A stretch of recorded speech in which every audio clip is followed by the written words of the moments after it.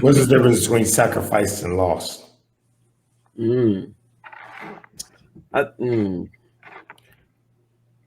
I think a sacrifice is. Could that be a choice? Yeah, I think it's a conscientious decision. And maybe a loss isn't a choice. Maybe a loss is just a defeat, losing something. Yeah, you weren't expecting or didn't want to. Mm-hmm. Here we go. We got Bean back. Emmanuel. Welcome back, sir. Hey. Yo, technology is trash, yo. Keys' favorite album. Well, his favorite album, Technology is Trash. Amici, what's your favorite Kanye? Probably Graduation. That's probably the one I listen to the most, the hardest. Mm-hmm. Yeah, that was like the main one, I think, on like that I would listen to when it came out for the longest time, I think. Yeah. It stayed in the rotation the longest. So yeah. I love the artwork too. I'm a big cover like artwork. And I love, as you know, I love the Kanye West Bears. And I love how the artwork changed in the evolution of Kanye. As the evolution of Kanye, the Bear artwork changed as well. I don't think necessarily by him, but just the fan artwork is pretty dope. So, yeah, the Graduation has one of my favorite album covers. Yeah, but Kanye played us, dog. He said he got on 106 in Park and said, without flinching, everyone, when you buy this is an original piece. So you got to keep it because it will be worth something. Talking about the artwork. And I'm like, nigga, you sold 1 million in a week. It don't mean nothing. 1 million originals. Yeah. I was like, all right.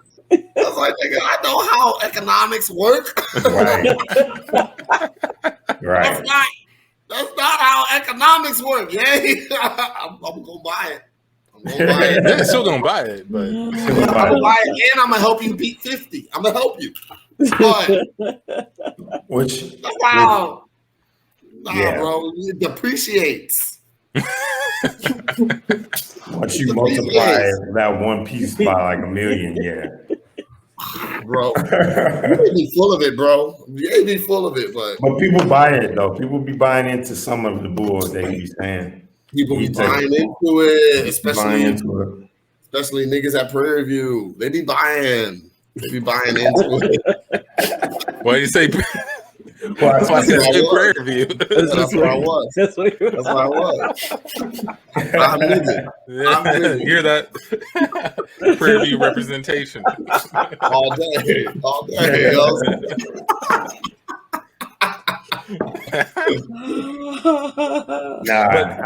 He definitely challenged.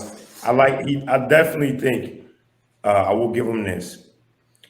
One of the funniest arguments I've ever seen, because I think one of his most underrated albums, 2 underrated albums, 808s and Heartbreaks and Yeezus. I think are 2 underrated albums. One, 808s and Heartbreaks was pretty innovative. Even though it's been attempted before, right? So he didn't do anything that hasn't been done before. He just mastered the best level of what it could do, mixing 808s and melody, man, which, as we know today, is like, just listen to a Future song. It's 808s melody. And it's even like Travis Scott, like, you know what I mean? And rappers who've come out now, that generation, that's their favorite Kanye West album. I know. You know what I'm saying? Like, that is the album. And it's a dope album. It's grown on me. It's grown on me now. Yeah. It took a long time for me to really. It's a moody album, right? Like, it's a moody, colorful album, which is different from coming up to hip hop. Everybody was, by the time it got to 50, everybody was thugged out. Everybody was gangster. Now you got this moody ass song, and then you got another dude by the name of Kid Cudi who's humming over beats, right? People are like, what the fuck? It changed how we looked at music, man. And I think, like you said, immediately I understood, even though I knew that it was going to take a long time. And even I didn't know if it was ever going to catch the way it did now. But now, listen to a guy like Post Malone or a guy, like you said, Travis Scott. Travis Scott says that all the time. He's like, yo, that's my favorite Ye album. And it's like, yeah. Oh my God. And Robo, yeah, that was cold. And here's why I fuck with it more. Same thing with Yeezus. Kanye West he's not just a rapper, like you said. He's like a performer, man. He's a composer. He produces the shit out of everything. And if you go and see him do the concert, of what the song he does, when you see him do the concert, you're like, oh my God, I get it, right? He put all of the other production to that song, and then you go, now I kind of see why that has some kind of relevance, or why I would even groove to it. And and Yeezus was another one that was very similar. As you see it, now we have a lot of nihilistic black rapper, and coming out of that album was pretty nihilistic. But when we went to see the Yeezus concert, and this dude pulled Jesus out of a mountain. Yeah, out of the mountain. Yeah, I went to that. It was crazy, right? So man. Yeezus was Yeezus is. There's a few songs on there. I don't know, man. I want my minor is in audio engineering. So anything that was deconstructed in music on purpose irritated me, right? Most Def, The New Danger, right? Most Def's Blue Magic, Yeezus. These albums that were like deconstructed on purpose, not mastered, like that's like it just it messed with me. You know what I'm saying? Yeah, man. And I never like Yeezus. Even when I've gone back recently and listened to Yeezus again, and like New Slaves, I loved then, but I still like it now. I liked but Black Skinhead, like even like in Black Skinhead he didn't write. Rhyme Fest wrote that, and I remember hearing about it. I was like, I bet Rhyme Fest got busy on this, and he did. But it was like it's I think that is funny that Bound was the most heavy produced track at the end of it. And I was like, wait, that's what I want. Exactly. Now I gotta wait 2 years. Exactly. And that's like I said, as a that's one of those things about him where I go like he's very much so, man. He fucks with his artists. I mean, with his fans, but he also gives them stuff they didn't ask for that they didn't know they wanted either. And he's also not thinking about his fans who are fans of him currently. He exactly thinks about the next fans that he's going to have. Yeah, right? And you could tell he's growing. You could tell he's studying other artists, other music. He's working with other artists, other music. A lot of people gave him problems for that, but I'm a person that thinks some of the dopest pieces of artwork have been collaborative, you know what I'm saying, in life. I'm a collaborator, yeah, for sure. So that's my thoughts on that. Tammy, what was your favorite album? I was sitting, I was over here trying to study because I forget the names and stuff. I just know the song. Lord. No, I know. I found it. I believe it's Graduation. I had to look at the lineup of songs and see which ones moved me, which ones touched me. Okay, right. Well, that's y'all's favorites. Now I want to hear your least. Least favorite album? Probably 808 and Heartbreaks. At least, understandable. But it's not my least. It's not my least favorite. Jesus is King. He could have kept that. You could have just given this. If you're doing least favorite as in least listened to, it would be Jesus King. If you saying I'm doing least favorite as in like least favorite. You're doing least favorite as in Ye, between Ye and Jesus is King. I probably have to got some hard beats, bro. But Probably Yeah. Ye. I was gonna say Ye was my least favorite. Ye had flashes of lightning, but it was also felt put together, felt cluttery. Felt kind of like probably how he was in the media. It was kind of all over the place. Yeah. Yeah. Which is, I know. think he was going for that, but it's kind of whack. But Kids See Ghosts go hard. Was right? actually dope. Kids See Ghosts was dope. Kids See Ghosts go hard.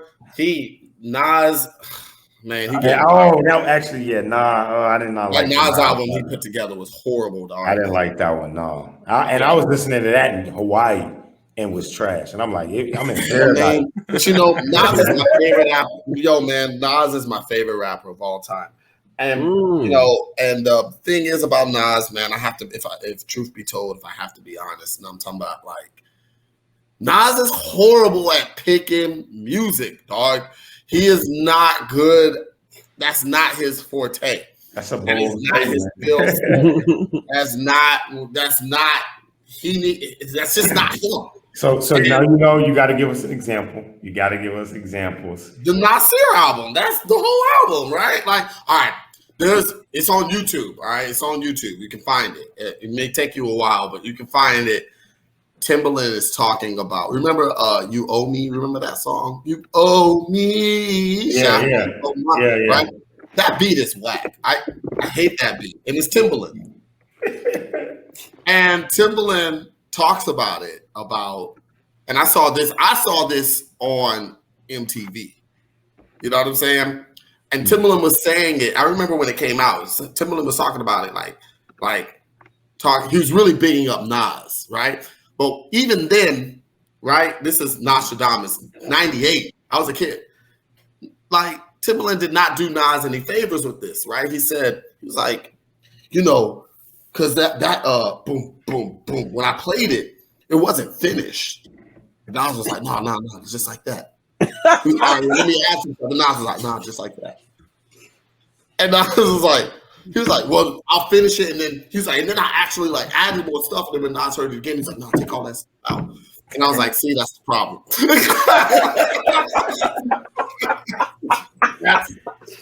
That's the problem.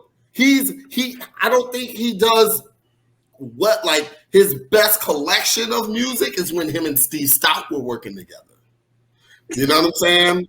When he has somebody, when Salam, what's his name? I can't remember his last name. But when Salam, the dude that made Made You Look, he pretty much Stillmatic. When he has someone, when Nas is left to his devices of picking beats and music, he cannot be trusted. As long as someone else is making the decision, then we're good.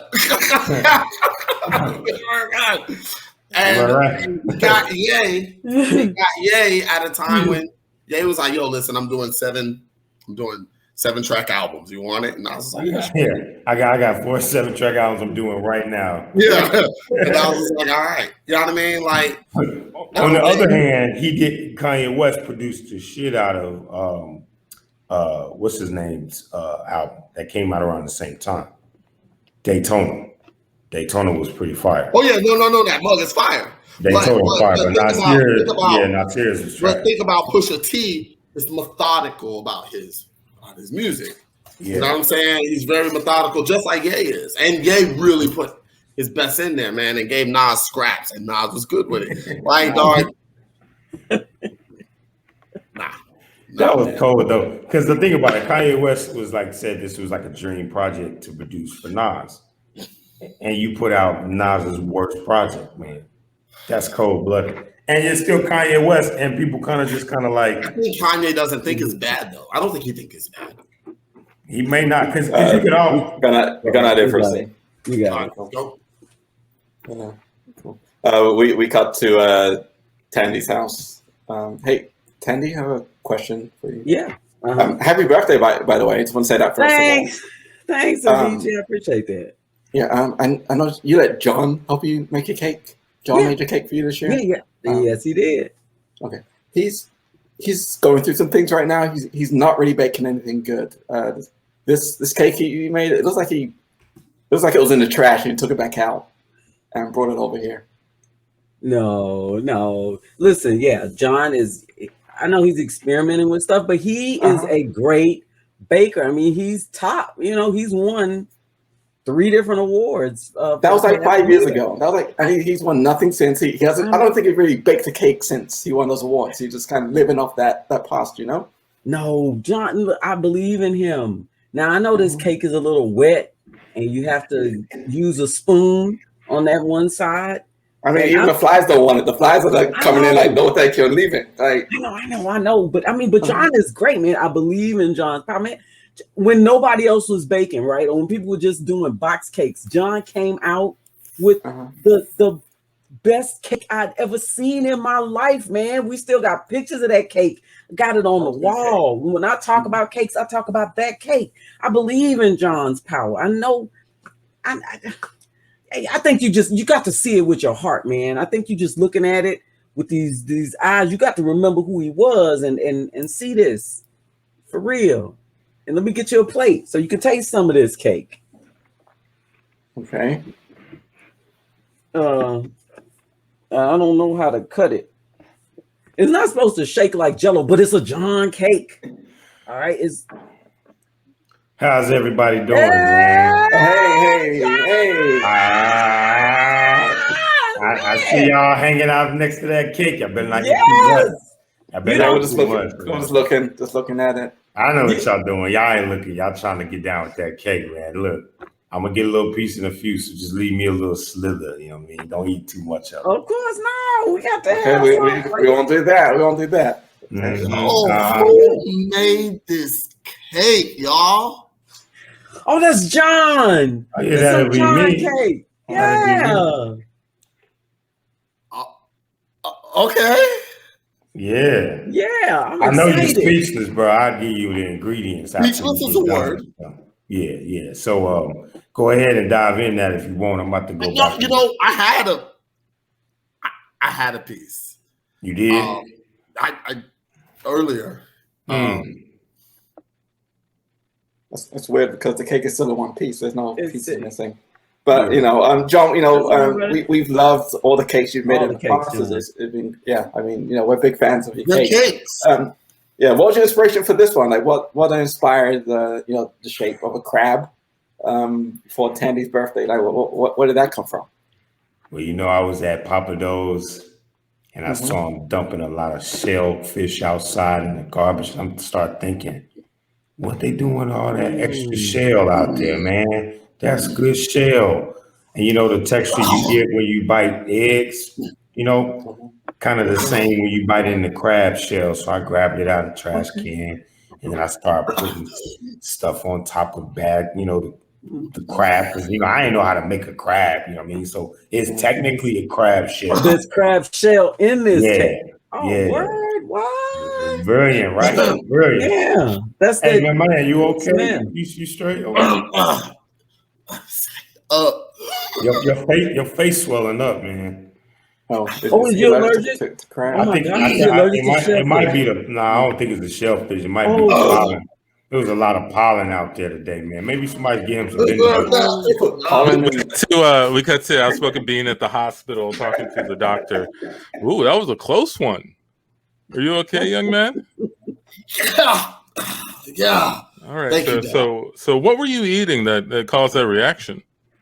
Oh man, I had a cake that was made out of shells, son, and I'm allergic. Who baked that cake? The nigga outside. No, not John. Yes, we're all familiar with John's cake around here. He is always quality.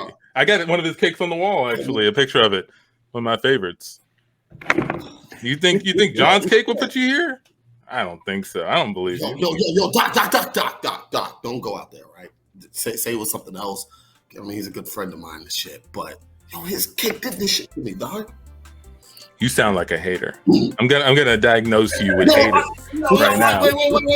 Are you a doctor or a psychiatrist? Which one are you?